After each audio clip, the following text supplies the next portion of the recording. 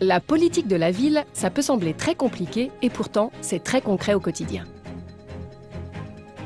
On prend 2 minutes pour vous expliquer notre feuille de route.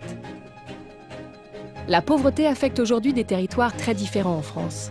Dans certains endroits, plus pénalisés que d'autres, les inégalités ont atteint un niveau insupportable. En 2012, un habitant sur 4 des US était au chômage. 1 sur 4 renonçait à des soins pour des raisons financières. Et les jeunes étaient particulièrement victimes de discrimination liée à l'origine ou à l'adresse. Dans certains territoires, on attend plus longtemps son bus, on ne trouve pas de place en crèche, le Pôle emploi manque de personnel. Depuis 30 ans, la politique de la ville a ciblé ces territoires qu'on a appelés les quartiers. Les dispositifs se sont superposés et tout cela est devenu illisible et inefficace pour réduire les inégalités. Pour changer la donne, le Parlement a voté en février 2014, à une très large majorité, une loi qui simplifie la carte des territoires de la politique de la ville. Les moyens seront recentrés sur 1300 territoires cœurs de cible. Ces territoires sont définis par un critère unique, le revenu des habitants. Le critère le plus évident et le plus objectif. Quand on habite dans un territoire cœur de cible, l'État, les collectivités et les services publics prennent des engagements.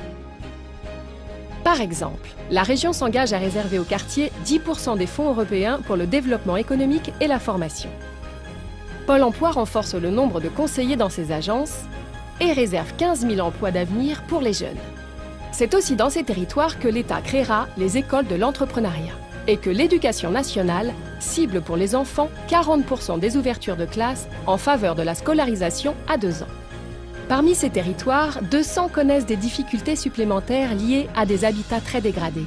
5 milliards de subventions nationales y seront investies pour améliorer le cadre de vie des habitants. Tout ça, c'est écrit dans un contrat de ville. Il traite dans une même dynamique les actions en faveur des habitants, les interventions sur le cadre de vie et le développement de l'emploi. Les mères isolées et les jeunes sont la priorité centrale de ce travail. L'objectif, c'est la solidarité entre les générations. Et vous dans tout ça?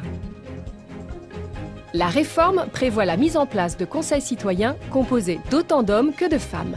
Pour donner la parole à tous, leurs membres sont tirés au sort comme on le fait des jurés. Et les volontaires sont aussi les bienvenus. Le conseil citoyen débat, dialogue avec tous les acteurs et donne son avis sur les projets développés. Ils seront mis en place avec les contrats de ville. On récapitule. La politique de la ville, c'est une logique simple et républicaine, pour donner plus à ceux qui ont beaucoup moins. On concentre les moyens, on mobilise tous les acteurs et on vous associe aux décisions. Et si ça vous paraît plus clair, on compte sur vous pour partager la vidéo.